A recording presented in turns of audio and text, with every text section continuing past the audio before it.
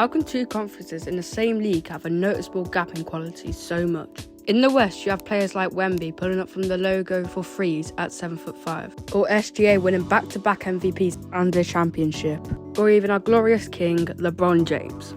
Anyways, jokes aside, you can see it in the past 5 championships. In the most recent championship, OKC beat the Pacers in 7. Now, history didn't repeat itself as Celtics beat the Mavericks in 5. But in 2023, Denver beat the Heat in 5. And history repeated itself in 2022 when the Warriors beat Celtics in 6. But the streak ended when the Bucks beat the Suns in 6.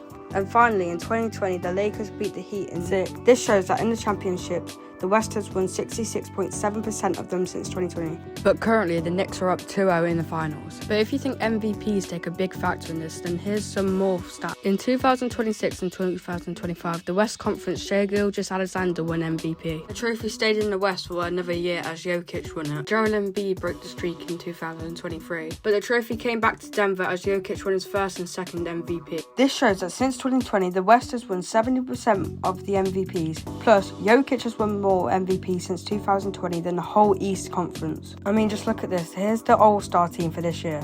Except from one player, it's all West players. That is 80% West. Here's the top 5 from each conference. Now, there's not a massive gap, but the top 10 shows something huge. The East has stars, but the West has stars and depth. Also, the West Conference is way more diverse. At some point, the Western Conference stopped being just America's best basketball conference, and it became the world. Man, them folk got Wemby Yumma. Jay's the MVP for a reason.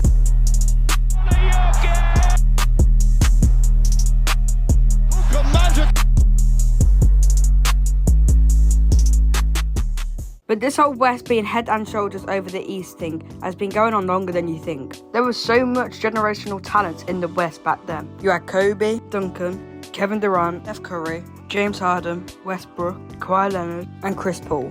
I mean, LeBron James was literally there for him.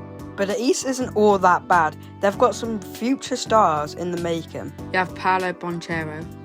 I've said that wrong, haven't I? Cade Cunningham, Tyrese Haliburton, Evan Mobley, and Franz Wagner. People like Cade and Paolo are already coming, but the problem is they're already chasing Luka, Shai, and Wemby. But which conference is better in your eyes, the East or the West?